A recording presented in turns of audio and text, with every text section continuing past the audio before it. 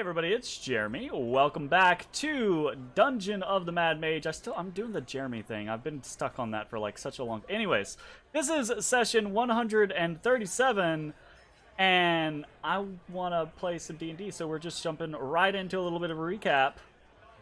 Previously, in the Dungeon of the Mad Mage, the party and their allies stood victorious over the Sethian Scourges. And though few fell in battle, there was not an immediate celebration, because those that had been mentally controlled by the Spirit Nagas remained so. Ezrah determined that the effect would wear off within 24 hours, so the Black-Tongue tribe set about the task of imprisoning what were once their allies and kin, and would hopefully be so again in the near future. The party, for their part, decided to remain with the Bullywugs.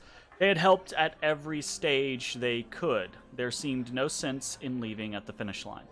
The Black-Tongues were gracious for the aid, the party celebrated as heroes, and even though there were losses mourned on the evening of the 22nd, thanks were still given to the valiant heroes who had liberated the tribe from two different tyrants. After his recovery, the necromancer Karstus visited with the party, who decided to uphold their end of the bargain. They delivered the Rod of Rulership to the mage so that he might return from his exile. In his excitement, he decided to return to Dwarmakor that very evening, assuring the party they would be fine entering the academy as long as they used the password Manshun Lost. After the party expressed concern, he also assured them that he had no interest in the utilization of the Rod of Rulership, and found it unlikely the headmaster did either.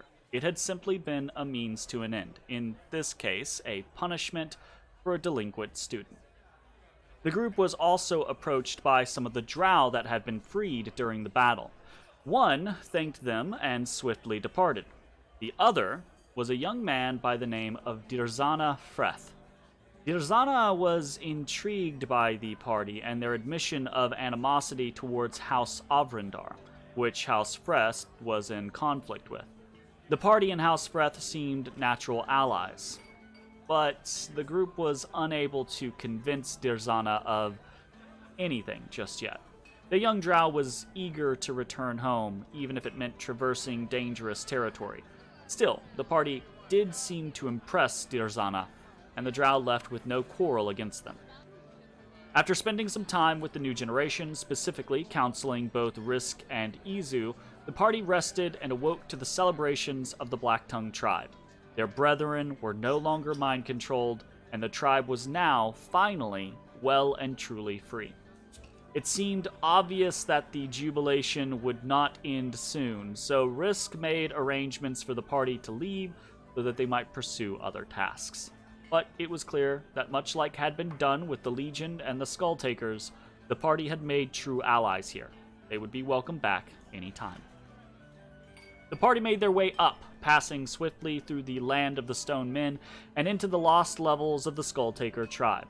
After a brief stop there, they headed further up to the Willow Wood, where they treated with the Archdruid and promised aid from the Skulltakers on the matter of some poachers that threatened the wood. They left with Willow's blessing, using it at the Deadwood Gate to journey to the Arcane Chambers. But their journey was not without complications. Within the arcane flow of the gate, Ezrah was attacked by the Shadow, and Willow's blessing was not enough to rebuff the entity. Something, though, turned the creature's touch at the last moment, granting a boon where there otherwise would have been a bane, and the party escaped unharmed. They continued their journey, and on the way happened upon the Green Choir, an adventuring party some of the group had met before. The two groups exchanged minor information, with Bones warning that should the Green Choir venture further down, they should avoid fighting any goblins they find. The two groups parted ways, and the party traveled up the lift into the Yawning Portal. Their arrival was met with much fanfare. Before they had headed down, they had been named Heroes of the Realm, Wardens of the High Road, and then they had gone missing for many days. There was visible relief on many of the faces that greeted them, even amongst the grizzled veterans who knew instinctively that each successive delve further increased the likelihood that they would never be seen again. And that is where we fade into the scene. You are in the Yawning Portal. It is a little before midday. There is a relatively large crowd here due to the fact that it is deep in the heart of winter and there is not much to do within the city other than gather and pass the time. And your time is your own. What would you do, or what would you like to do? Roughly, what time is it when we hit surface? It's a little before midday, so around 11-ish or so. So you still have a good bit of the day yet, if there are tasks that you actually want to accomplish, or you could just, do the normal bandy about back and forth at the Yawning Portal for a little while, then mosey on over to your own bar, and then rest for the evening. Do we know how long we are going to be topside? I will say for Bones, Zach specifically, in this instance, he is interested in one major thing, and that is ranking up within the Guild of Fine Carvers. So he is going to be contacting the guild and trying to establish a review. So he doesn't know how long that might take. The last time it only took like a day or so for them to organize it, so he assumes it will be not too terribly long. But you're in that regard, you're looking at least a day or two. Okay. So I assume, at least based on what we have previously done, we'll grab a table, have a drink or two before we do whatever we're going to do. Yep. I mean, rounds are immediately purchased for you upon making it back to the surface, right? For us. There's the scenario. Yeah, absolutely. Every time you guys come back, you someone in the bar buys you around, even if the bar is empty and there's no fanfare. Durnan will pour some shots for you just because you made it the fuck back out. Right? Yeah. Well, damn well better getting gold from this company. But it's the cheap stuff. Whatever he pours in, it's totally the cheap stuff. But I mean, there's always this opportunity for you guys to kind of decompress, and more specifically, everyone's in your ear because they want to know what happened. This is the rumor mill, the gossip opportunity, right? Like, how far did you go? What did you see? What did you do? Right? Like those types of things. So, oh. I mean, do you want to run with that? No. You can, if you want to. You can always. You would not be the first adventuring party to go down, come back up, and then start spinning some yarns. Nah, I don't want to be known as a liar around the inn. Fair enough. Okay. Well, there is. Just hang out, grab some drinks. How much would you be? That's a question. How much would we be willing to say, and not what would we be willing to talk about, and what would we be willing to? I assume so. The way I always operate it, right? I assume if you do not tell me anything specific, that you don't disclose anything personal or anything like that. You don't disclose specifics, right? But you will talk about kind of like the general broad concepts of your adventures, right? Like, oh, we found a tiny floating castle that miniaturized us, right? And we had an adventure inside, or we found a place where there were a bunch of fish folk and a aboleth, and we fought and defeated this aboleth, right? Like, you don't get into the super nitty-gritty specifics. You do broad generalization. Is my assumption, unless you guys ever specify otherwise. That's fine to me. We fought alongside a Hydra. There you go. Right, like that's a cool one. Became great friends with frogs. Not as cool. It's a very cool.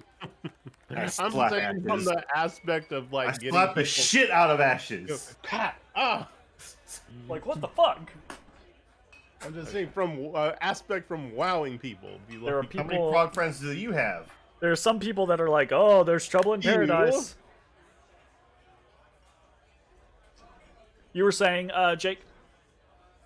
So while they are socializing, I'm gonna go ahead and pen up a letter casting illusory scripts Okay. and have a message sent off to Mert, just updating him that we are in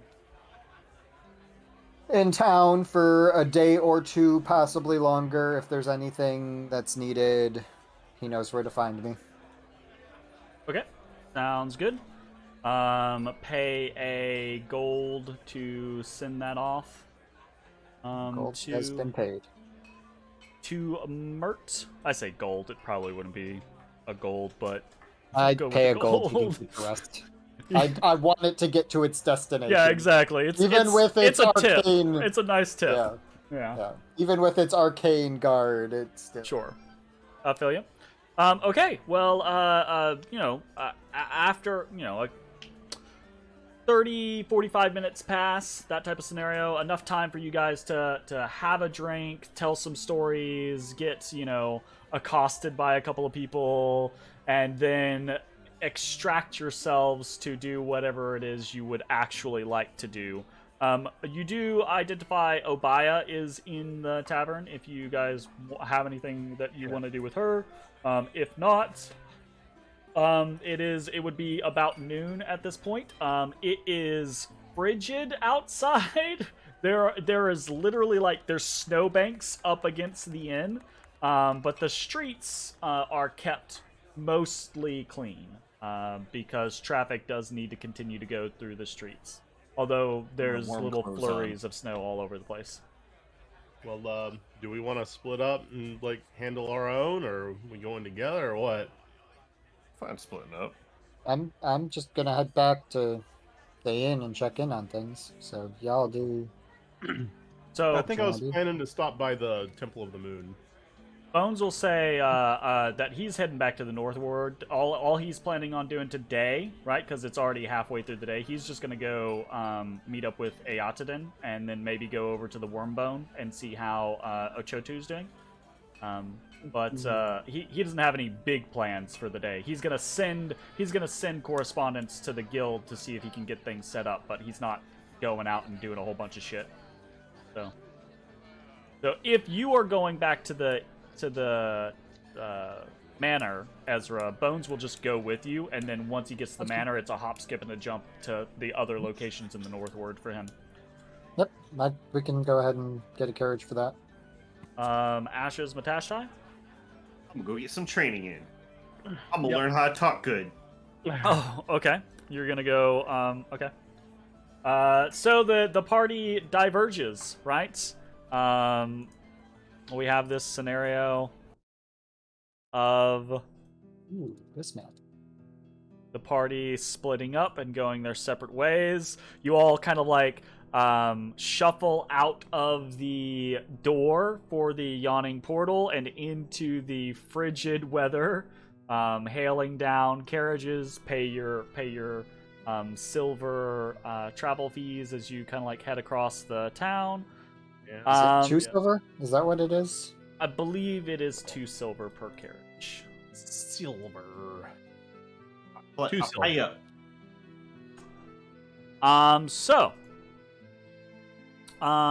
Let's go ahead and see how successful Matashtai is heading over towards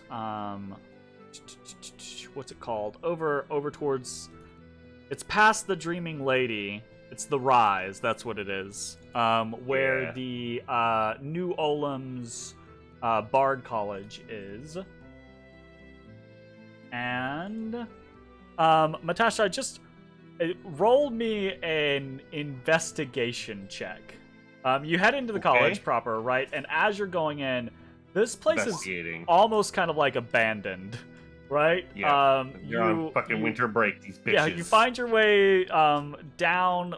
The doors are not barred; they're not locked or anything like that. To the many different buildings that comprise New Olam's college, but you find your way into the location that you're frequent, where the masked man's office is, and you knock on the door, and there is no immediate response.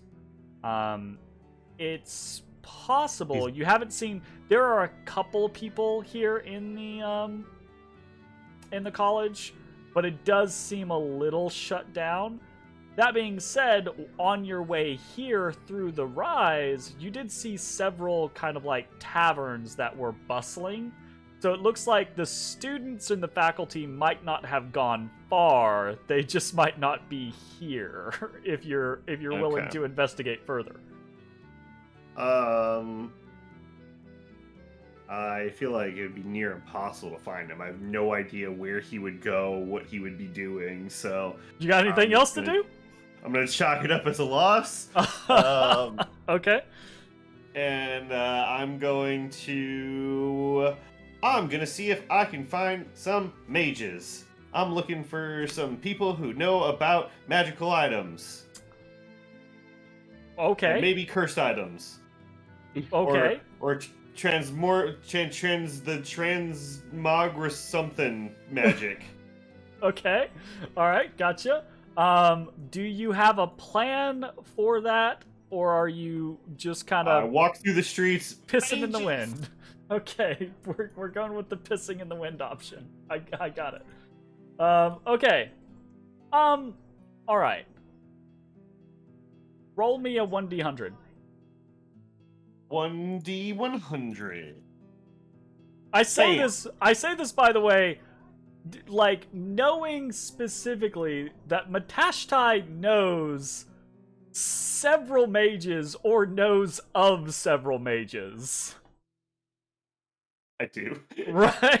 But you're still just kind of like wondering aimlessly to be like, oh, are you a mage? Look, maybe I find a new friend. Okay. All right. Okay. If this fails, I go back and try to find one of the mages I know. I love it. Fantastic. Okay. You...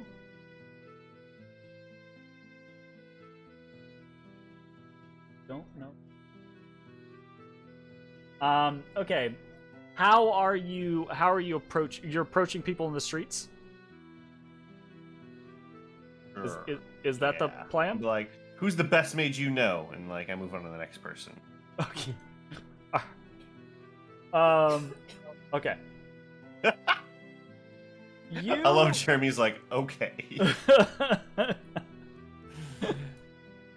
You get a couple people that legit just like rush away from you as quickly as they can, right? Okay. From the strange man coming at them in the snow.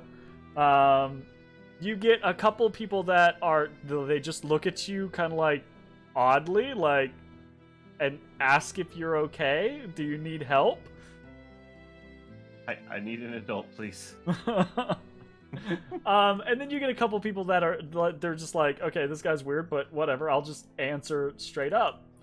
And given where you are at, you get several different answers because you're near New Olam's Bard College, right? So like people are like, oh well, so and so's really good. I don't know, you could try them, or this person's pretty good at things. Rinse, repeat, right? Okay. So Wait, hold on. Sorry, I don't mean to cut off, but who was that super fucking powerful mage that was in the Yawning Portal? Was it Elminster or something? Yeah. Is he still there? No, Elminster is not like a consistent patron of the tavern.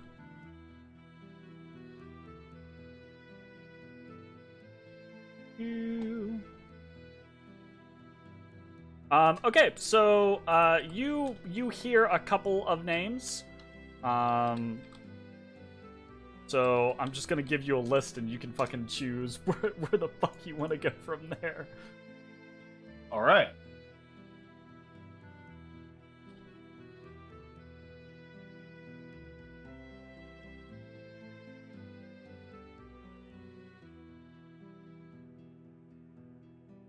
Okay, so you get approximately with that 83, you get approximately 5 names. You are told about Jelana Domine, who is apparently a warlock of some renown that works within the college. Some sort of performing art style scenario. You are told of Belwar Seamfinder, who is apparently a Sperfnevlin, the Deep Gnome sorcerer, also a patron or a faculty member of New Olams. You are told about Vith, a lizard folk sorcerer, who is not from New Olams, but it frequents the Font of Knowledge and has been known to help students from New Olams. And you're told about Sitlali, who is apparently an elven wizard or sage of some kind that doesn't work at New Olams, but actually lives in the area around the Dreaming Lady. And you are told of the Masked Man,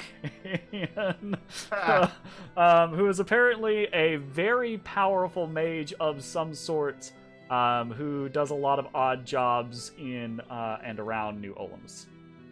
Well, shit. Now I want to just ask the masked boy. Ah, well, I ask him if they know where he frequents. Yeah, they tell you that there is a tavern, really the bar, kind of a dive, that is down the road from New Olams back towards the Lady Dreaming, called the Red Orchard. And he's there most of the time that he's not off working or at New Olams. Okay, well, that sounds like the place for me. You actually think back about it after being told, and you've been there with him before. One of the first assignments that he did, he took you out like make you go like talk to people. And I mean, you didn't really think about where it was, you didn't really pay attention, but it was the Red Orchard. Got it. Okay, perfect. That's funny. I like that. Yeah, I definitely I head there. Okay, fantastic. So as you get, I mean, it doesn't take you very long to get down there. It's like a 5-10 minute walk down the road, if that. And only that because it's cold and you're kind of like trundling through snow. The main thoroughfares through the city, right? Like the High Road or the Street of Silver or that type of shit, right? Like those are all pretty cleared out. Like Trader's Way, Warrior's Way, those are all like kept clear. But all of the alleys and all of the like, especially the periphery around the city, which the Rise is kind of that space, is not nearly as well taken care of.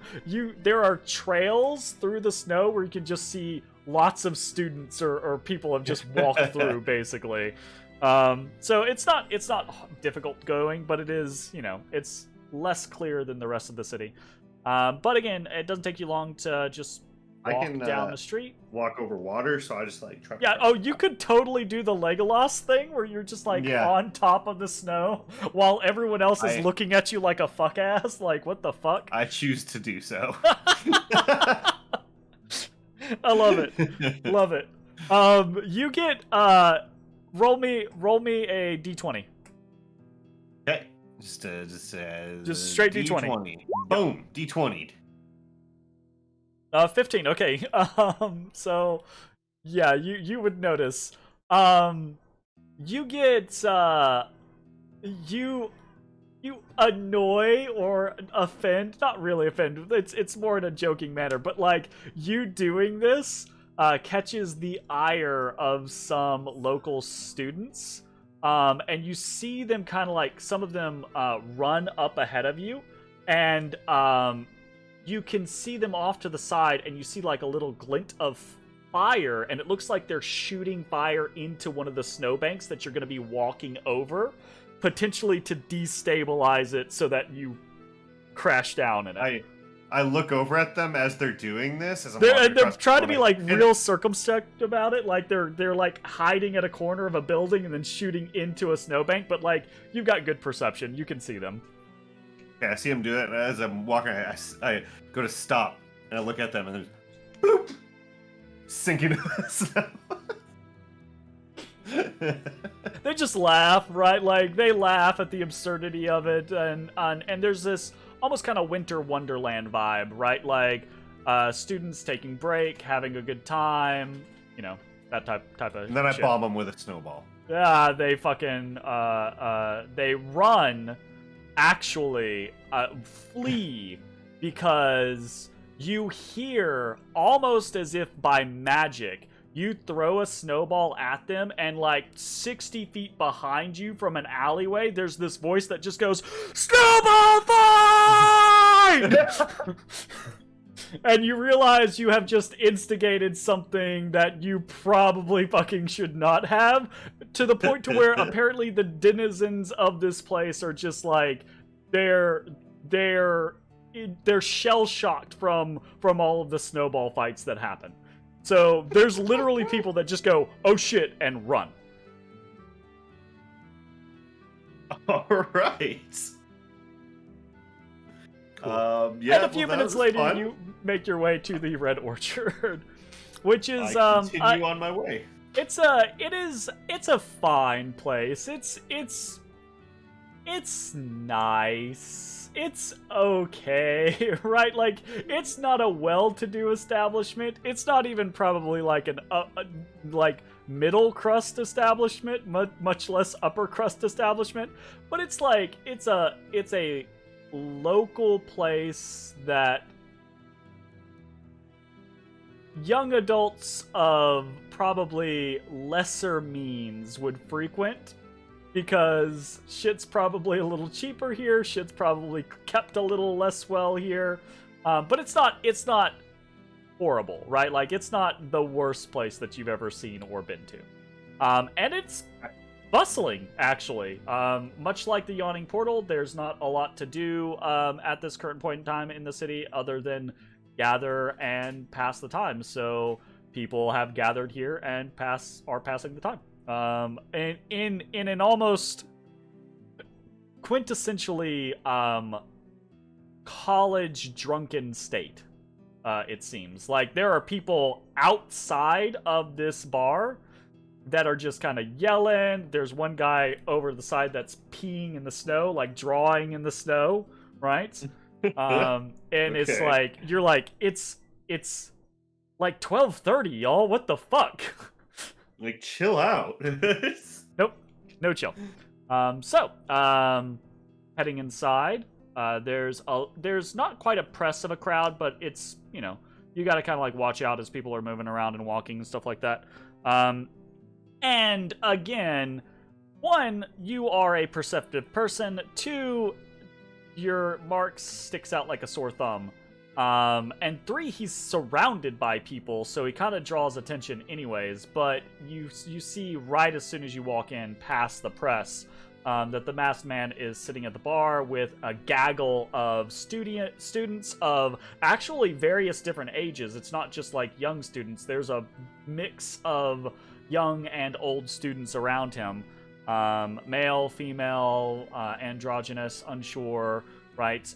There's a flock, and he's just talking to them, not like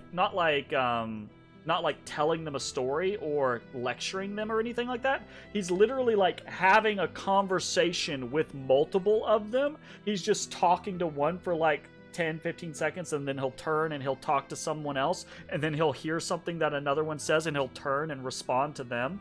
He's just carrying on to this big like multi-conversation, and you realize as you're watching this, other people in this circle are also carrying on multiple conversations, but it's almost in like a mimicry of what he's doing. Like they're trying to emulate him, and none of them are as good at it as he is.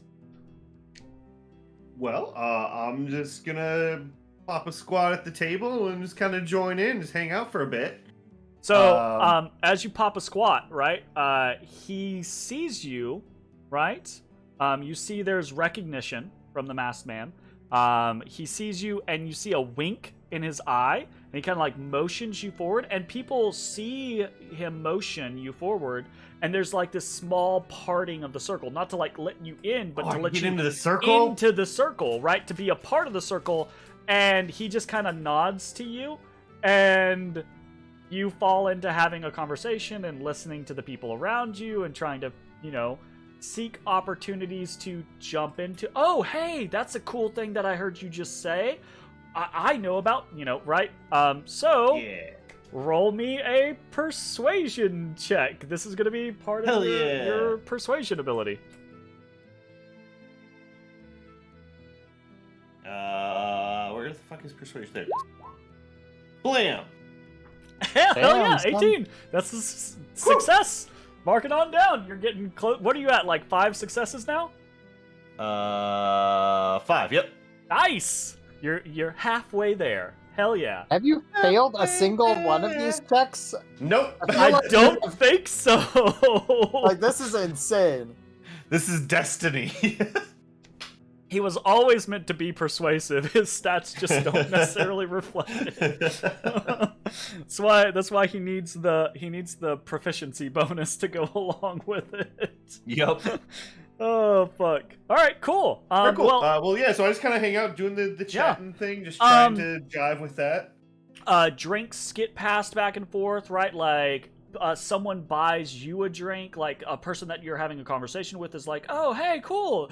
Do you want something to drink?" And they buy you a drink. And in response, I buy everybody in the circle exactly around. right. Like so. Well, okay, it's not everybody is buying everyone drinks, but there's definitely this back and That's forth. my Okay. response. Okay. there's absolutely I'm there's flush cheers, with cash. Right. Give me if Yeah. you're buying for everyone in the bar, give me 5 gold. In the bar or in the circle? Oh, is it Fuck in it, the I'll do circle? the whole bar. I don't give Well, a shit. I mean, in fairness, I a take this good moment to part of take the bar limelight is the and circle. I take the limelight and discuss my adventures in Undermountain a bit. Hell yeah! Awesome. So it's You talk almost about frogs or hydras because one's cooler than the other. I talk about both. Someone gets confused and thinks you're talking about a frog hydra, right? Hydra. That has We a also frog saw with one multiple of heads. those. Yeah. Rubber. Terrifying. And you realize, right, like the masked man is just giving you this opportunity to practice, right, to get involved, to hear people enough to understand, right, like here's an opportunity for me to jump in, or to hear people enough to understand that, hey, I don't need to jump in, I need to just listen, right? So it's it's also extremely loose and lax, right? Like there's no test, there's no grade, there's no expectation. And after talking to a couple of the people in the circle, you realize there at least a few of them are just hanger-ons for the masked man, but several of them are also students that seem to be doing much the same thing as you are. Right? Is trying also trying to learn. Yeah, well, trying to brush up on their speaking skills, or trying to brush up on being able to approach people, or to be better listeners, or any of the above. So, and this goes on for quite a while, right? It's kind of like going to the bar for an evening, right? You're there for a couple of hours. Until it actually starts to get to the point of late afternoon or early evening, and you realize, oh, I've been here for a while, and people start to leave the circle, and you're like, okay, well, that's a good amount of stuff. We're good, Yeah. And then there you go. Meanwhile, Ashes, where are you going?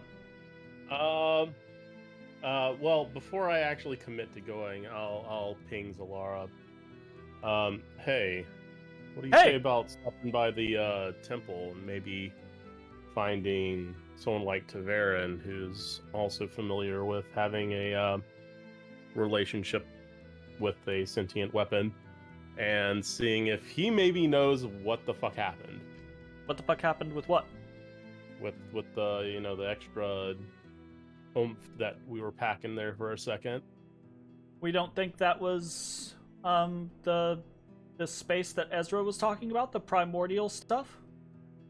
I mean, maybe could get some yeah, we can go. I'm more than willing to Alright. check.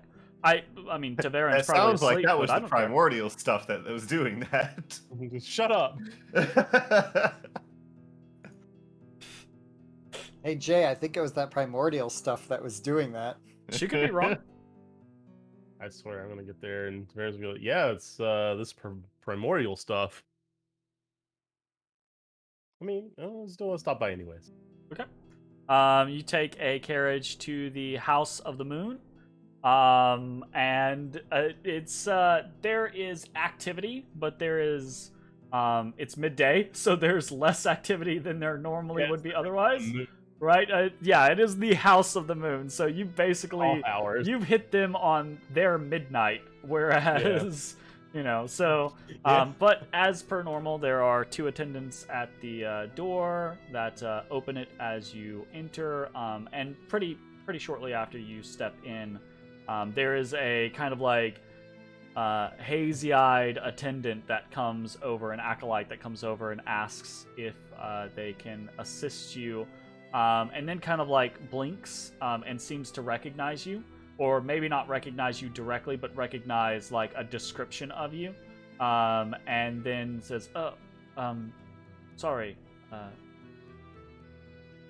your Ashes? Yeah. I've been around. You need escort to the Warden's Chambers? Do you know if Taverin is in? I believe he is. He's probably sleeping. Yeah. I'm sure someone's awake. Just come on. All right. And so this acolyte just leads you up the stairs, and I mean, I say leads you up. You've been there before. You've been training here at the House of the Moon for a while, but you still, Ashes apparently has that kind of like, oh, I'm not technically, I shouldn't, just wander around. When in reality, I don't know, you've gone to meet their goddess. You probably could just walk around the temple and no one would mind. Wherever you wanted to go, you'd probably be fine. I don't think everybody's gonna be like, oh yeah, he's probably spoke to our god. I mean, clearly there was a massive event where almost every member of the temple was on the rooftop as you were ritually slain by one of their wardens and inducted into their own, kind of. Like, oh, hi guys, I'm Ashes. I don't know if you've heard of me. Seriously, I feel like somebody else should be playing a character that needs a little bit more, confidence than what I can produce. Ashes is such a cool character. Ashes is such a cool character, and sometimes Jay is just like, oh, I don't want to step on any toes. I feel like playing a really smart character when I myself am not smart enough to be playing. I feel you on that one. Yeah. This is why I play dumb characters. That's every D&D smart character. Mm-hmm. Yeah. Absolutely. All right, anyways, this acolyte shows you up to the Warden's Chambers, and there are a couple of wardens that are awake. There are always wardens that are awake. They're Wardens of the Moon. They're always at the ready, or at least someone is always at the ready. And as soon as you're spotted, it's like, hey, what do you need? Hey, And there's do you want Taverin, or is this something anyone can just chat with you about? Well, I mean, are there any other wardens that use other sentient weapons? Absolutely. Okay, all right. Yeah. Well then, yeah, I'll pull anyone aside, honestly. And I'll describe for them the situation. I'll say that we were fighting, and there's a blood hunter infusion, and something happened. And just shut up, Mitch. I can't say anything. I see you over there. You're saying it with your mind. You're a telepath.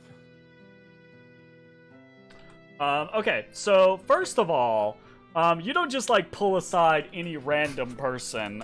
This is a person that you have seen and probably kind of trained with or seen training in the same areas as you while you were working with Taverin. But you see, you are speaking to a shock white, blue-skinned man, right? Almost kind of like turquoise, right? Skinned. And his hair kind of just flows, and his skin ripples on the occasion. He is a water genasi, and you've seen him before, not fully transform, right? But you've seen him kind of transform. He's a wereshark. Hey, that's Sweet. cool. So A water genasi wereshark. Yeah, That's a really good combination right there. It's basically just freaking what's his face from Pillars of Eternity 2. Start with a T. Yeah, Takeho or Takehu. Yeah. Yep. Yeah. Who? Yeah. It's basically his name's Burn, by the way. Okay. But you've seen him around and about, and he has a trident, almost kind of appropriately, right? A sentient trident named Lead. And you, almost as soon as you start talking, right, like, you realize there's a connection, and Lead and Zalara start kind of, like, just chatting each other up. And shoot, fire. Yeah. From the hip, what's up? Yeah. So, we were in the Undermountain with my my compatriots. We were fighting some Sethian scourges. I don't know what that is, but that sounds cool. It Sounds like is a fucking badass name, yo. Oh yeah. They're just like snake people. They're like, Okay. Yeah. Like And snake, like Yuan T snake people, yeah, or I mean, like merfolk guess- snake I people, didn't, or like, did they have feet? I don't know if like Excutha and Sarakath had feet. Were they just like actual snakes, or did they have like? they're just actual They're snakes. Snake bodies. Exactly. Yeah, Yeah. they're just Then- full-on snakes with With slightly people humanoid faces. faces. Yeah. Yeah. And I'll be like, nah. Well, yeah, you on you usually have feet. These guys are just like snakes, Like big, like big, like, weird real big, faces. human-esque faces. Oh, okay, Naga, gotcha. Yeah. Oh, okay. Yeah. All right. Cool. Oh yeah. but Okay. They were immortal until we Yeah, fixed yeah. it. Oh, spirit Naga. Fuck yeah. We Holy shit. fixed it. Okay, cool. You fixed it? Yeah, Like we fixed you it. mean It you was fixed it?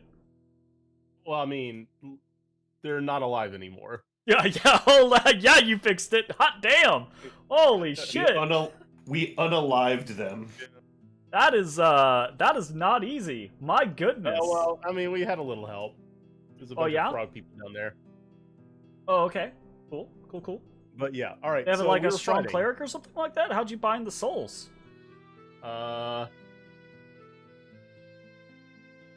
They were just, I don't know, this is gonna sound weird, but they're just kind of around What? Huh? the souls. They're just kind of around. We got to put them in a jar. We jarred them. We put it just. Burn just kind of like blinks at you like, yeah, okay. Like he's gotten to the point where he's confused, so he just kind of like nods at you like, sure, that sounds plausible. The ritual, whatever. Anyway, so we were fighting, and I did Zolar and I did the thing, and we're like, "Ruh," and I've got thunderous stuff in here now, right? Yeah. And we attacked, and a lot more came out than usual. Burn and, just like- looks at you deadpan and widens his Right. eyes. Like so I understand that at least with Solara here, there's like runes, right? And you know, You just hear laughing in your head fucking from Solara. Shut up. You can Like, phrasing? Basically, something she didn't do, something I didn't do. Trying to figure out. Someone said it might be primordial bullshit. Just seeing if people that are kind of in similar situations, seeing if they have run across something like that. Burn kind of like through his chuckling. He says, I mean, like, was there like a lot of magic nearby or something like that? When was Primordial magic. Primordial magic. Wait, where exactly did that happen? How far were we from Feet. Feet. feet? You were within vision distance. You were 20 feet away from the thing. The thing. Yes. We were close by some. Well, so like, sentient weapons are they're souls unto themselves. That's what makes them sentient. They are, they are entities. But you like, could have sacrificed Solara for a jar. They can be a little so the ability to communicate between Lead and myself, right? Like that, the way I understand it, right? The way Amnestria has explained it to me before is it takes, right, kind of like the energy of both of our souls to reach out and make that connection. But reaching out, right, leaves your shell, right? It leaves who you are as a person. And anytime you reach out like that, it's like when a mage quests or whatever, right? Like anytime you reach out, you're exposing yourself to the elements around you, right? So if there's a lot of other stuff going on, if there's a lot of magic happening, or you're just in like one of those old places, things can get a little wibbly wobbly or weird. From what I've been told, I've never actually had it happen myself, right? But like, so I've heard, and I mean, I guess it makes sense, right? Like, if you get zapped with magic, sometimes weird shit happens to you, right? Like, a friend can be like, yo, I'm turning your sword on fire, right? Like that type of thing. So like, if your soul's out in the open while you're like connected to your weapon, then, sometimes you might catch a fucking proton. The fuck is a proton? Your 1's gonna get flipped to a 0. Ah, binary, yes, of course. The language of saloon. I think I would have just realized at this point that my warden robes that were once white are now green and brown, and have probably got like hydra teeth marks all across them. The only way they're not is if Ezrah has like prestidigitationed the shit out of you during the travel. That's the only way you're not just filthy right now. I mean, yeah, I think I might have walked up in here looking like a disheveled hobo. Well, yeah, but here's the thing though, like at least to the acolytes, maybe, right? To the priests, perhaps, to the clergy, but to the wardens, no, right? Like most of the wardens are former adventurers or former soldiers or things like that, like, or paladins of Salune, right? Like they're all individuals that are like, yeah, we recognize that when you go out, you get dirty. So none of the wardens are like, some of them will be like sniffing in your general direction, right? Like in a kind of like, can you damn imagine kind of way. The smell of just dried, like swamp No, absolutely water. not. Having lived in and around several swamps throughout my life, no, you don't want that smell. It's not great. They call you old swamp butt ashes. Old Like, swamp everything's ass. like hard and crunchy. Yeah. After it's all dried. Anyways, Burn just kind of like, I mean, that's what makes sense to me. But like, is there? I Well, I mean, obviously have not done what you're talking about, so you know you could always hit up Amnesia or it's something like that. Absolutely what I wanted to hear.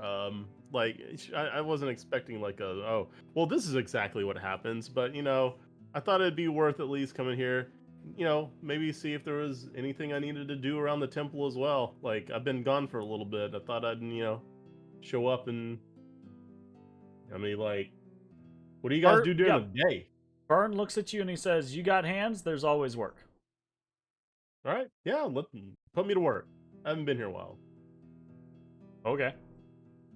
And I mean, he literally does.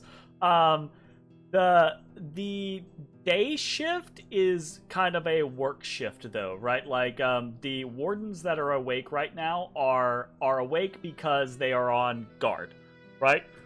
They are either performing specific tasks that have been asked of them by the priesthood, by the priests and priestesses, or they are literally guarding chambers, right? Like standing guard throughout the temple at the ready, should anything happen. So, there's not really anyone to do like sparring training or any control training or tempering training or things like that you've been doing with Taverin. So when you're like, "Hey, put me to work, fam," Burn literally just goes and finds the nearest acolyte and is like, "Yo, find something for him to do. He needs busy work."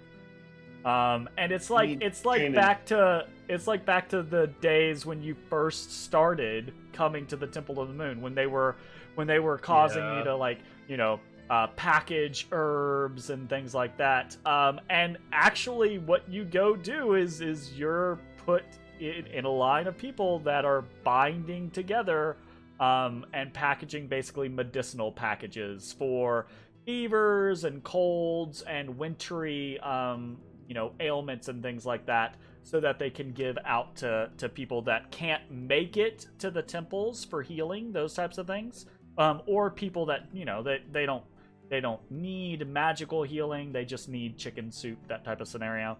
And it's labor intensive, but it's nothing that a 12th level blood hunter can't accomplish. It's just somewhat menial and boring. But you know, and I'll take care of that, and however long that takes. And on my way out, I will slip 10 gold into the discreetly. I will secrete 10 gold. Just like actual gold, just drip it in there. My goodness. Do you have a is that 94 a 9.4? That 94 is a 9.4. The form gets fucky whenever there's decimal points. That's fine. I was just asking to double check. So if that 94 is a 9.4, for your labor today, you can go ahead and tick up 0.1 because it's right, the 95. It's the it is base menial labor scenario. So, okay, cool. And that does take, you know, they put you to work for several hours. It's basically a work day, and then they just let you loose. And we're gonna flip over to Ezrah. Ezrah, you and Bones take a coach up the high road to Troll Skull Alley, where you find waiting for you Troll Skull Manor and a bustling little lifted spirits, who is busy, just as most other taverns and bars are in this wintry time. As soon as you get dropped off, Bones asks if you need anything, or if you're good, and when you shake your head, Bones heads off to visit with Eotodin, and retrieve what he left with the mage for enchanting. So, you are left at Troll Skull Manor. What would you like to accomplish? Does the not silent image, does the spell I cast, does that remain even though I have lost the ability to cast Absolutely, it it? remains. Okay. Yep. That was going to You be still have this weird. Well, it doesn't. It's like very faint right now because it's midday, right? Yeah. And it's neon, so it kind of like it pops at nighttime, right? Or at dusk, right? Like that type of scenario. But it's still there. Yes. It is still there, and in point of fact, as you go in, the first thing that Sine says to you is he hands you a paper, and he says, "We got a fine. I already paid it. It's fine, but we were fined." Is this going to be something where we're going to regularly be fined for this? I don't think so. They had me fill out some paperwork and pay a couple gold, and I think we're good now, but there was some nonsense about advertising in a public venue, etc., and the watch came by, and they were kind of arsy about it, but whatever. Y'all left me money for this type of stuff regardless, so I just handled it. I don't think we have to worry about it, but I thought I'd let you know.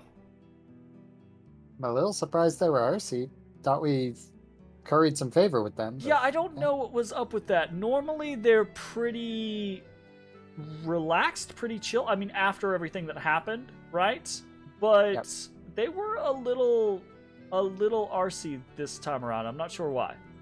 They didn't really give me much time to chat them up about it, so I'll try to see if I can figure it out next time any of them come by to ply them with some alcohol or something, but if Matt's got nothing going on, I think he's the one that's got the friends in high places, so fair enough. How's it going? Welcome back. There's a crowd in here. It's not like, again, it's not bumping. It's not shoulder to shoulder or anything like that. But most of the seats are filled. Anastas is over in the corner, actually playing Blood in the Sand as you arrive, nice. Which seems to be a fan favorite in the Lifted Spirits. And yeah, it's a happy day. Sine tells you that there have been a couple missives. There's been one missive that came for you guys while you were away, and Shalara came by to leave a chest, which Sine has been keeping under lock and key. And in point of fact, the missive is also from Shalara. Okay. So Sine will give that to you whenever you're ready for it, and you can take it from there.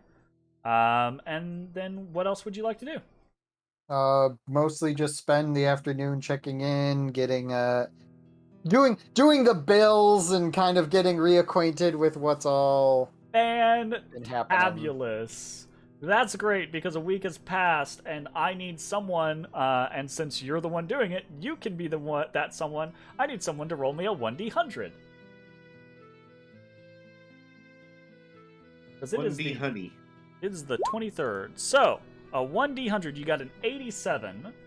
Awesome fucking possum.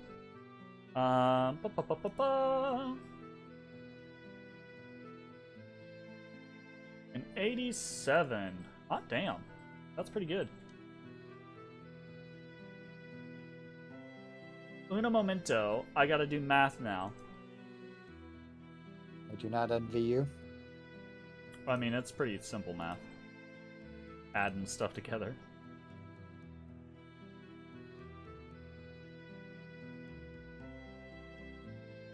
Ooh, hoo, hoo, hoo, hoo. Okay. I need you to roll 20d20.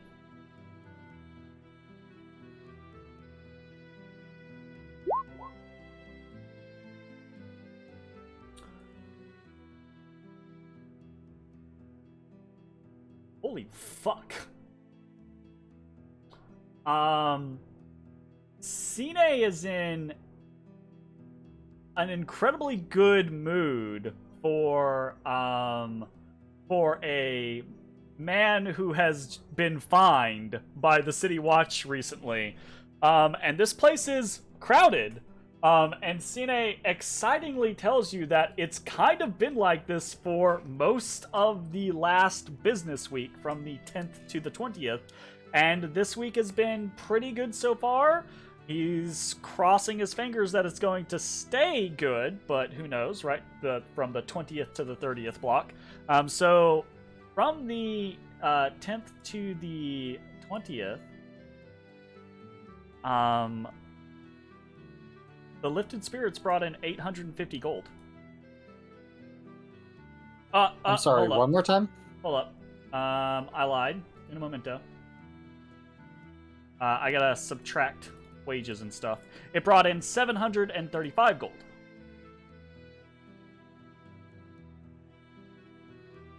And just out of curiosity, how much was that fine? The fine was $10 or to $10, 10 gold. Yeah. Huh. The fine was 10 gold, and technically, so he paid a fine, and then he filled out paperwork and paid for the future advertisement, so it was a total of 15. So he took that out of the inventory that you guys left him, which is you left him 680 gold in savings. Jesus. Yeah, you rolled really high, and you actually rolled in. So the income that the Lifted Spirits can generate each week, you just rolled the highest it can generate. Aside from getting a 100. If you get a 100, that is double. It's 40 d20. Oof. Oof. So Start eating into with the Yawning Portal's clientele. like to pull in, like, when your drinks are silvers, to pull in hundreds of gold in a week, right?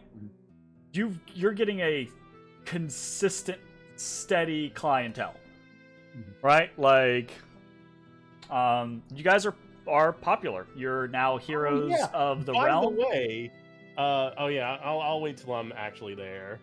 Go ahead. Oh, okay. Well, right. It's a character to character thing. Gotcha.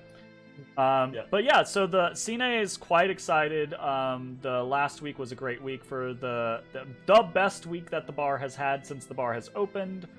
And he's just pickled pink, basically. Good. Yep. It's fantastic news. The alarm system was implemented. You've been tested on it. Everything seems good to go. That's good news. Any other standing items that need to be addressed? Nothing that needs to be addressed as far as Cine is concerned. He does let you know that he extended Leandri's employment, and is seriously considering just making her a full-time employee. So that because there's so much clientele, and at this point they're staying open later and later than they normally do, that he's really considering just leaving her on so that they consistently have someone for security at all hours of the day. What was her rate again? Just I believe I assume I have it in my book somewhere, but I don't have yes, it in I front of me. believe it was 10 gold a week, but I'm not 100% sure. I would have to double check. That's a pretty good gig. Yeah. It's 20 gold for 10 days. So it's 2 gold a day. Where's my... I swear I had a full rundown of everything, and now I can't find it. I can update you later with all of the Lifted Spirits staff stats and everything like that. I have whole personnel pages and things. The only thing that off the top of my head is just making sure that if we do onboard her, that other security is compensated equally, so we don't create. Sure. Yeah. She was a contractor that was on a limited contract versus a full-time employee, and Yep. Makes perfect sense to see. Stop paying your contractors more than your fucking full-time employees. That sounds Right. That sounds good to Cine. Cine is more than happy to make sure that that's a thing and good to go. let's be cognizant. I think it's a good idea to bring her on board. Is there any other staffing concerns with this uptick? No staffing. No staffing concerns. If it continues, then Cine. So if it continues this week, they're not at the point to where it's like causing a problem. But if it continues, then Cine will probably recommend that you hire a couple of more hands, an additional waiter or waitress, right? A staffing kind of scenario. Someone else to help in the kitchens, and then potentially a full-time well, I don't know. Well, Cena has some ideas. He'll get back to you on that. But there's no problems yet. And I think I speak for the rest of the owners that we trust your judgment in both the staffing as well as the personality. Cena just wants to make sure that this isn't a fluke, basically, right? It's a valid. And technically, it kind of is a fluke because you rolled really high, right? So from a mechanical standpoint, it is kind of a fluke. But it's also not a fluke because you rolled an 87 and got a 147 from all the bonuses that you guys have. So it's a fluke, but not a fluke, right? Like you're gonna get high-ish upticks as long as your popularity, as long as you're renowned in the city, stays high. If you guys start to do shit or get in trouble with your reputation, then that could tick down, right? So what you're telling me, we need to get back into the dungeon? No, not that you need to get back in the dungeon, that you need to, not start fights, not join, dangerous guilds that are known for robbery and, smuggling. And the best way to do that type of is stuff. to not be here. Well, I mean, that's entirely up to you. But you can also, you get bonuses to renown for completing objectives or doing things or et cetera, et cetera. Anyways, continuing onwards. Anything else from you, Ezra, or are you just taking it all in and experiencing all that stuff? Once everything seems above the board, everyone's good, I'd check in with everyone, just since it's, midday and... Sure. There's lots of like, hey, how are you doing? Where is everyone? Oh God, where is everyone? Oh God, is everyone okay? Right? Like, there's a lot of those types of scenarios, right? Yep. Where like, normally when you guys come back, you all come back as like a group, and then you disperse. So there is an initial kind of like, oh God, like reaction from some of the people. But for the most part, they're like, not many of your employees at the Lifted Spirits are at the point of like, you guys, Cine's the boss, right? You guys are the owners that are occasionally here, and they like you a lot, and they hope you stick around. But they're not like... Cine is the face. Yeah, exactly, right? All right. So I'd spend probably a couple of hours doing that before I make my way up to the study and check in on Seltzor and... Cine hands the chest off to you as you go, just so that you can have that, basically so that it's not his responsibility to keep under lock and key anymore. I'll throw that in my bag of holding with the missive, and we'll deal with that when everyone... Sounds good. Zeltzor, as soon as you kind of like... Actually, that's a good question. Now, just from his natural temperament, Zeltzor will typically confine himself to the library, right? That's just normally what Zeltzor is and does. Yep.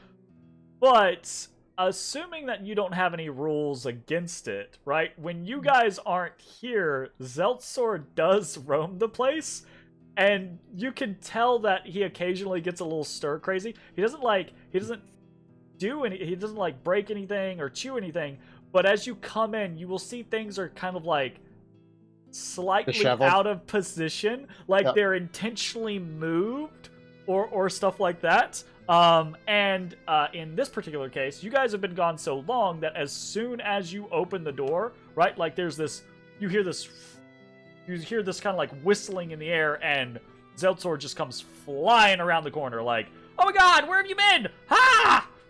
Right? Like, kind of like, you left me alone for so long! You're saying In a very high-pitched, didn't- dragon-y voice. Sine didn't check in on you? Oh no, they check in on me every day, but you were gone. It's been like 4 days. Has it been like 4 Oh, days? yep. I think it's been like 4 days. Seltzor doesn't know, though. For Seltzor, it's been like 20 days. So you are well? Yeah, I'm kind of like, he calms down, sits on the edge of like a coffee table and kind of like preens for a second. He's like, yeah, I'm fine. I'm fine. Did you finish the book? Yeah. Twice. Did you get anything out of it? I mean, remind me which book it was, because I think I know which one, but I don't want to misspeak. This was the one oh god. This is the one that he was. I gotta go check he your wanted to library. be helpful, and so I gave him a book. This is why I literally have a Ezra's library tab. Books. In my Lifted Spirits Tavern document, I have an Ezra's library. What I have listed for your library is Invaders of the Forest, Extinction in the Celestial Courts, Child of Light, and Robotics and Vultures, currently. But I don't know if it was one of those. I did not notate which one it was. Oh, whoops. It's a failure on my part.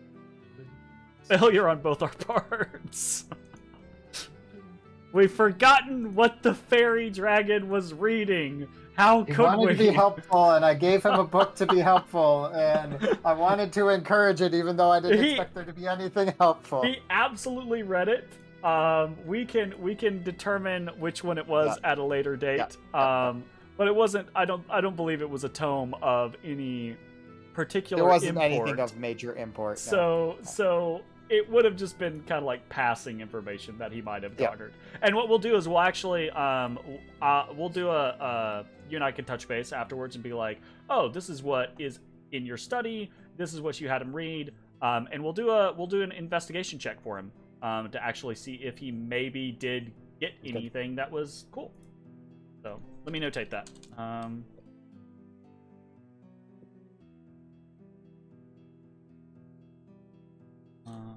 Zeltzor.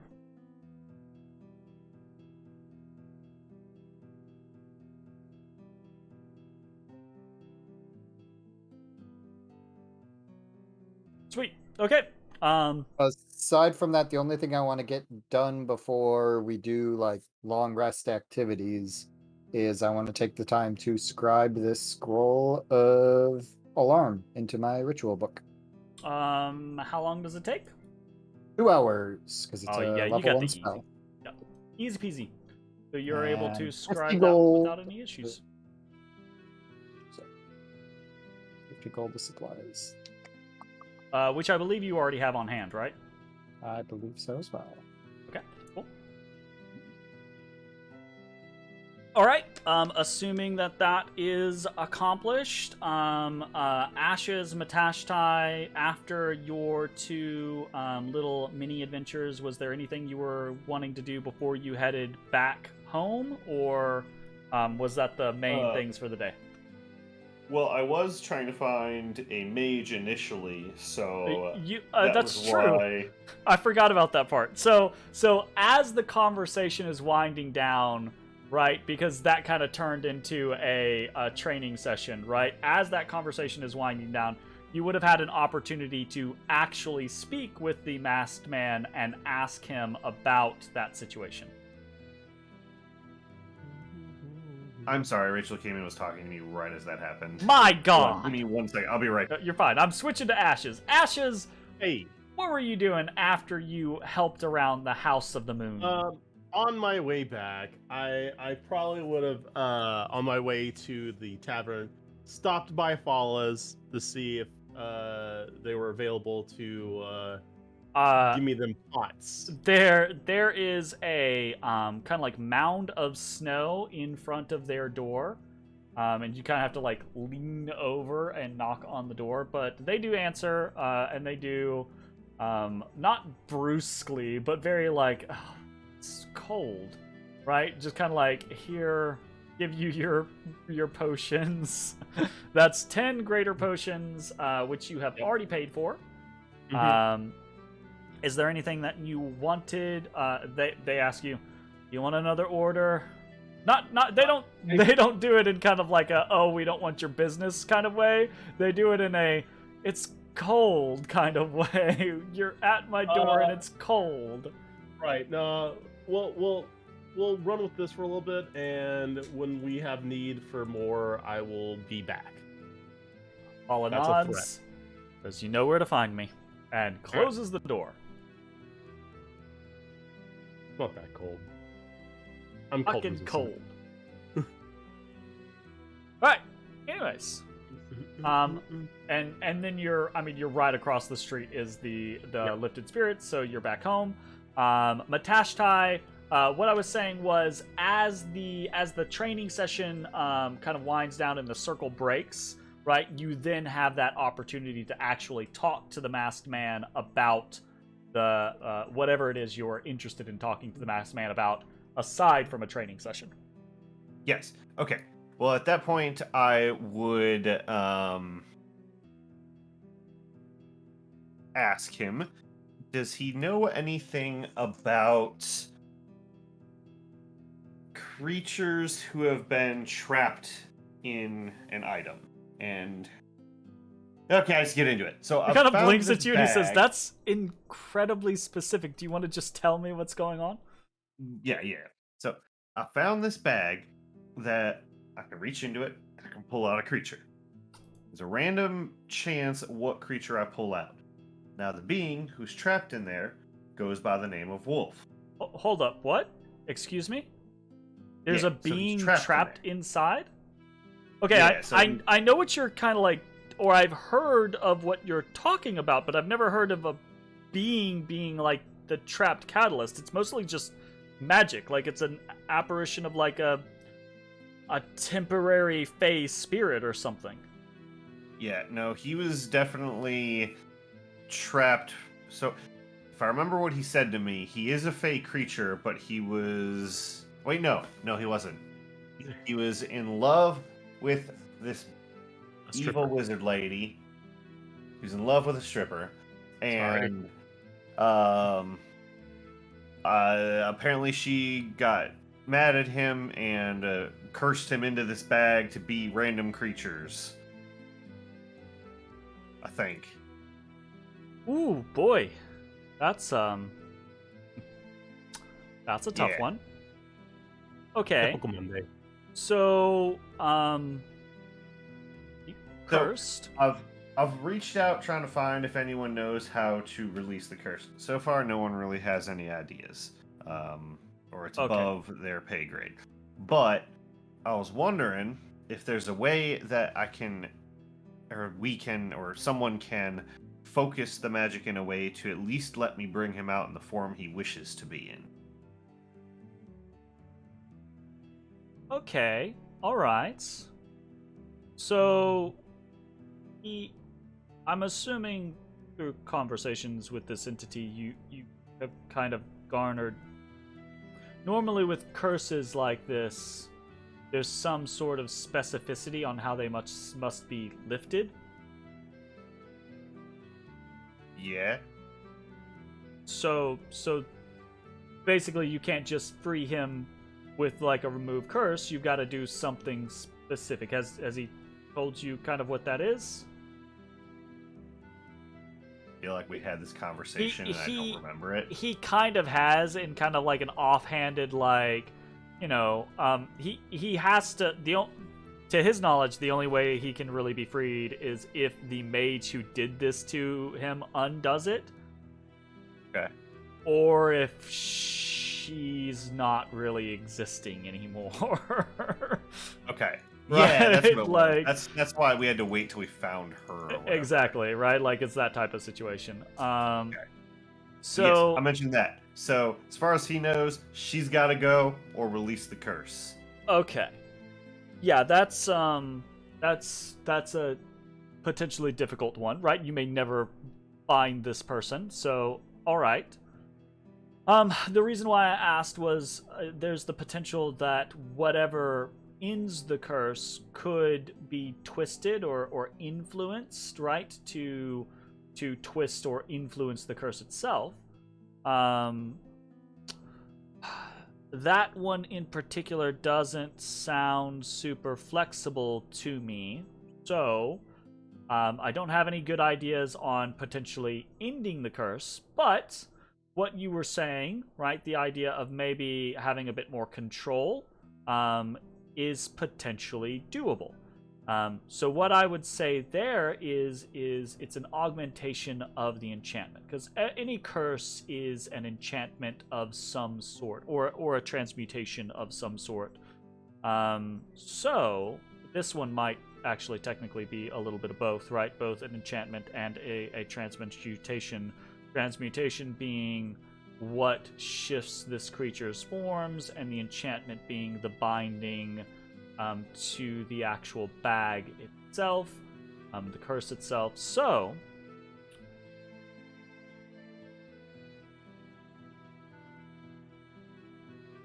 I have some ideas.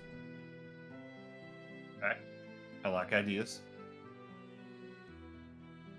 I could try, if you're okay with it, to experiment with the bag and see if I can adjust the enchantment on it. But it's not without its risk, and it's not without its price. Okay. Do you mind if I speak with him quick and make sure he's okay with it? I absolutely would love that to happen. Preferably while I can witness it, but it doesn't have to be. Sure. Is there a yard out here? Yeah. Back Yeah, where all people were puking and peeing. Yeah. I'm gonna go back. Oh man, that's unfortunate. But anyway, No, I go out there. You could just go out front. Like, you could go into the street. It's fine. All It's right, not like high traffic or anything. Yeah. Okay. Well, then we head out there. Reach into the bag, and I attempt to. Roll that beautiful bean footage. All right. 1d8, right? Yep.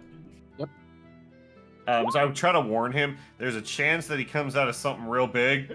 He goes, Or something real you small. throw him out, and he goes, and a weasel plops into the snow, and immediately begins to like shiver, right? And Wolf kind of like turns to you and is like, "Fuck, it's cold."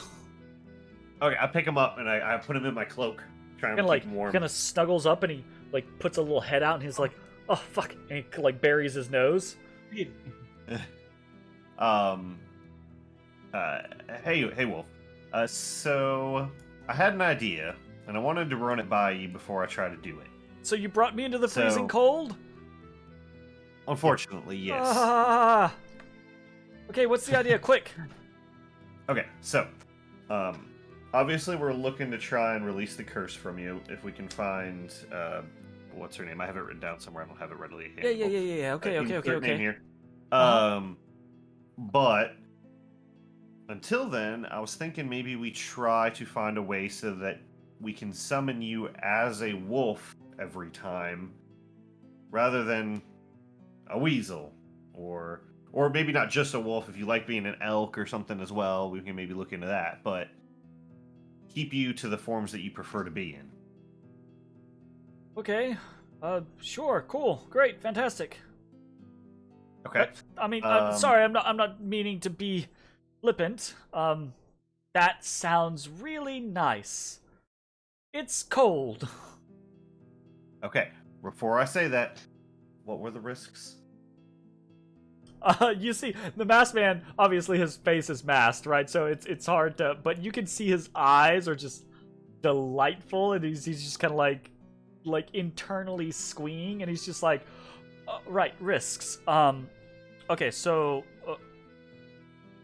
it is possible that messing with the enchantment, it could cause it to go awry and unravel.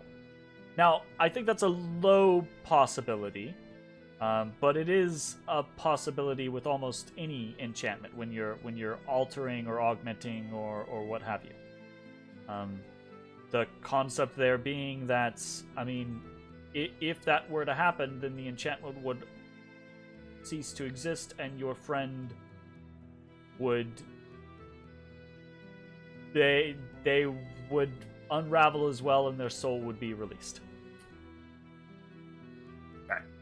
Wolf says in your mind, yeah, do it. Okay. Kind of what I figured. I think you'd rather If I free of unravel, I'm this released, right? Like, Yeah. whether my soul continues on where it's supposed to go or it's lost to the void, either way, I'm not bound to this anymore. Okay. Then I turn back to the masked man and say, he agrees. Wonderful. I need a day to get things ready, prepared, and conduct the experimentation, the ritual. And the harder part is, and this is where the price comes in. I need 1,000 gold, a gemstone. 1,000 gold gemstone? Do you need the gold or the gemstone? I can figure out either one. I can work with either. Obviously, if you just have the gemstone on hand, that's super easy peasy. I'll just take it and we can go from there. But the gold, I can contact some of my associates and have turned into a gemstone. Well, not turned into a gemstone. You know what I mean. I can exchange it for a gemstone. That's some alchemy right there. Okay. Well, I don't have a gemstone readily available, so I'll just give you 100 platinum pieces. That work? He nods at you. There's just this casual exchange of 1,000 gold in the streets outside of the Red Orchard in this fucking college town area, basically. Like, you guys and the people that you deal with are so loaded and ambivalent about the money that you have.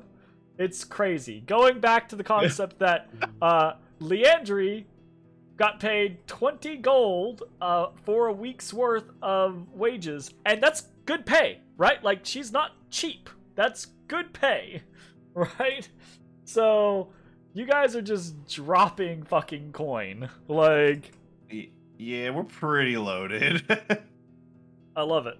I love that the fantasy for me, I freak out about you guys just being able to pay for things. That's my fantasy. Oh, God. As I'm here sitting at the inventory table doing math to restock up on shit. Oh, I love it. Look, we hit fantasy for things we don't have in real life, and that is a shit ton of money to just spend on whatever we want. Absolutely. Okay, so you know,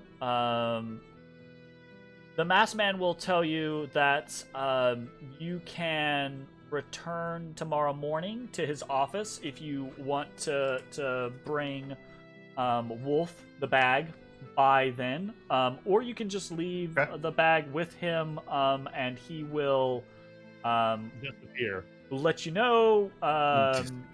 Like, he'll send you a missive. He doesn't expect. Basically, I would say, so it's the 23rd now.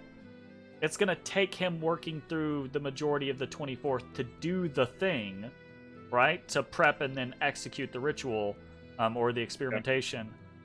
So you could come by the morning of the 25th, or if you're really anxious and he's like, it's totally fine, you could find him the evening of the 24th, right? To talk to him about how the results, right?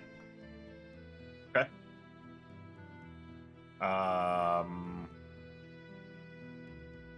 I will give him the bag. I trust him. And I will tell him I will come find him. Okay. You said the 25th?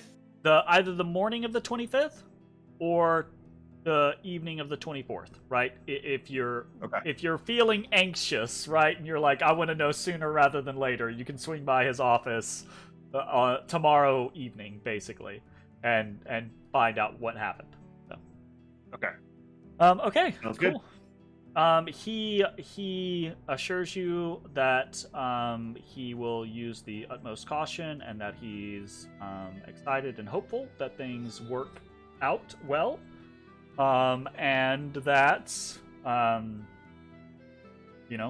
ultimately, even if the worst comes to pass, your friend will be free. Yeah. That's a little dark. Dark. Well, he kind of says it. He's just like, I don't think the worst is gonna come to pass, but I don't want to be like, hey, yeah, I can totally do this thing and lie to you, because there's always a chance when messing with enchantments that something bad could happen. Yeah. Totally understandable. I am comfortable with the risks. Okay. All right, sounds like a plan. The masked man leaves you and heads back to start making arrangements. And I'm assuming you head home. I do. Where for some nice relaxing. Where all of you can reconvene. Bones arrives as well, and when I come in, I'm dragging 2 giant Yuan Ti scimitars behind me. Be like, put these up on the wall. in the lifted spirits. Oh yeah. Oh my god, Cine like just looks at you and is just like, well, and he drags out of reach. Out of reach. Yeah, there's a big commotion as the patrons get super involved and excited over the idea of adding a new trophy. They want to hear the stories. They help. Ladders are brought out. People are standing on tables trying to get these scimitars, these massive fucking scimitars, up onto the wall. Is there anyone in the place who can wield it? Any big boys that are just let's see what you can do. You're talking like Goliaths or half giants for that's what I'm stuff. seeing. There ain't big boys in here. No, not currently. Damn. Is Lippo purifying? We need a list of all of our trophies we have up there, because I know you have a list. There be a list. I know we got the aforementioned troll skull. That's not really a trophy. That's just we've got a set of the Malarkin armor. Yep. The bonuses that you had to your tavern currently are as follows: you have a full-time entertainer, Anastas. You have the Troll King trophy. You have the Malarkin Mannequin trophy. You sell Malarkin Ale. You have another thing which isn't a trophy. You have the Programmed Illusion Sign. And you have the Wardens of the High Road display, basically. Oh, yeah. We each got one of those, didn't we? Yeah. So those are boom, boom, boom, boom. No. I want this shit looking like shenanigans by the end of the campaign. Right?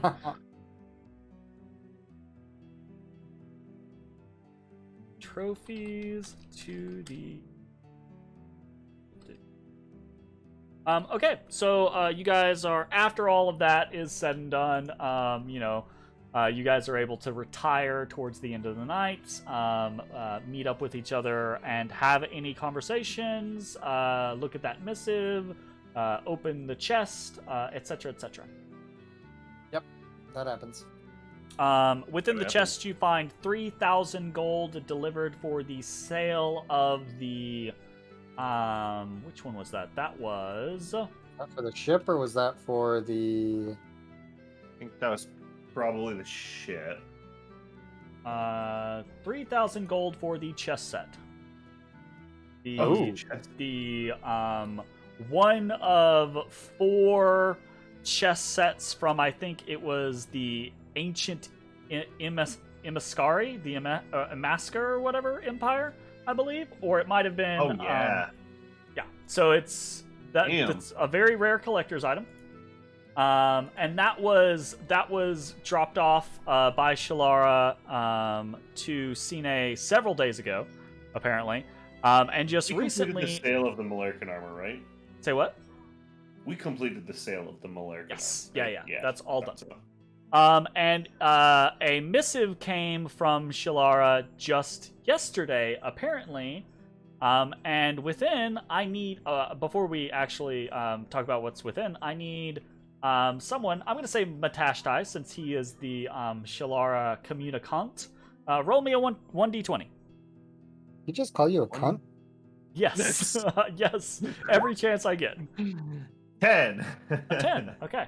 That is in the ballpark. So we were playing low ball, high ball there. And you got a high ball, which means that you get within the missive, you have communication from Zalara, basically saying that she has found a buyer for your boat, and she tried to get in touch with you, and she couldn't, so she sold it. That was her instruction. And she sold it for $12,000, and she does not feel comfortable carrying that through the city, so she needs you to come get your fucking money. All right, boys, we're gonna go pick up our money tomorrow. Money. So between the chess set and the ship, you made 15,000 gold, which is a nice little profit. The coin, if she is giving us gold pieces, that is 240 pounds worth of gold. She will be paying you in platinum. Shalara is a high-end art/collector dealer. She works in platinum. So did the chess set come in platinum too? Yes, it came in platinum. Okay. I always default to saying gold. That's my bad, which I shouldn't. It would have been 300 platinum, because even 3,000 gold is like, that's a lot. And it wasn't like a big chest, it was like a chest, right? Like a little box chest type scenario. I just had to update my note to the party, taking a 0 out, so... Gotcha. Fair enough. I already put the gold in, I'll just get it exchanged. My god! Say what? Alright. You already put the GP, because I'm just gonna change it. Yep. Okay. Alright. And that is it as far as those things go. Anything you guys are doing before you retire and we roll over to the 24th? Would do my book reading. Okay. Let's see.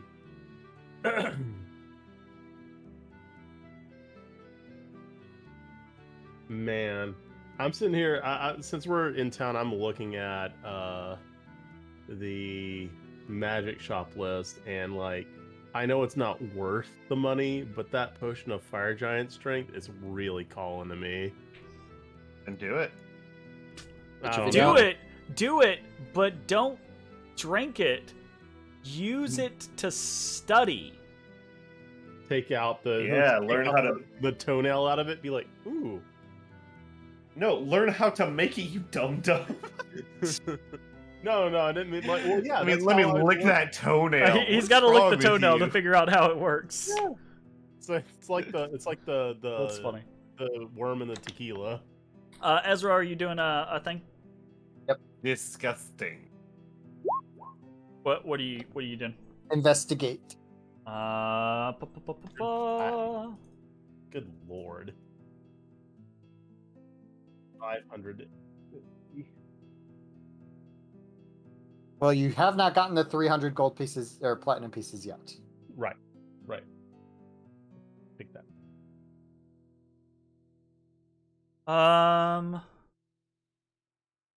Okay. Via your investigation, you are unable to discover anything new of significant relevance. But as with every failure, you have brought yourself closer to a future success. That's good.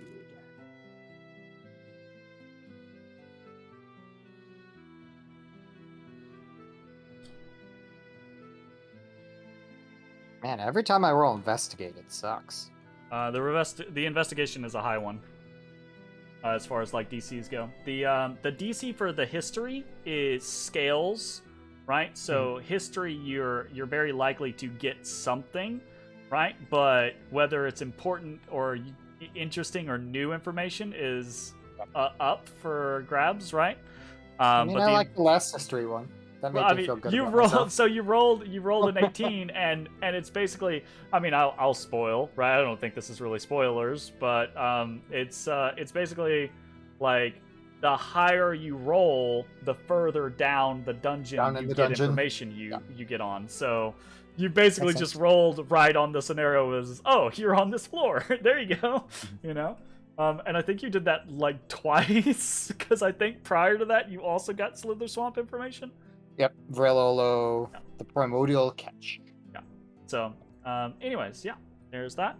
Okay, so, you guys, you're so spoiled. Get out of here. So you guys rest, and it is, it is a chilly night in the City of Splendors, but it is a peaceful one. Far below you, in the dungeon of the Mad Mage, machinations continue. Your allies celebrate, and life goes on. On the morrow, the 25th, as you all kind of like do the customary break your fast kind of situation, where you go down to the bar as Cine and staff are starting to arrive. There are 4 missives waiting for you. One is an incredibly official looking letter with silver filigree around its edge, addressed to Matashtai. One is a simple jet black card addressed to Ashes. One is a note with a wax seal and what looks to be like a jam stain on it, addressed to Ezrah. And the fourth is just a squirrel holding a little piece of paper that says "Shade in the Graveyard."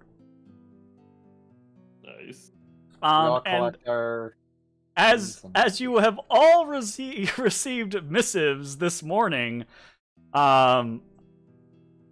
clearly something is afoot, and clearly something is in the works, and we'll have to see exactly what that something is when we get back from break. So, we will see you all shortly. We'll be back in 5 to 10 minutes. Thanks for watching. See you in a bit. Bye. Hey everybody, thanks for watching. If you enjoyed the video, consider leaving a like, commenting, or subscribing. It really helps me out. If you'd like to see me live, head over to my Twitch at twitch.tv/thedistanthorizon.